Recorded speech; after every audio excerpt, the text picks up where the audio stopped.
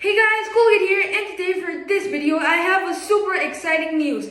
LEGO just shared the official images of the Lightning McQueen set.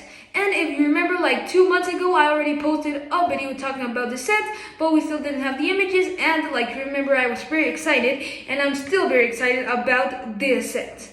So here we are talking about the set that's going to have 270 pieces, releasing in January the 1st of 2026, and it's going to retail for 679 Mexican pesos, or like $34.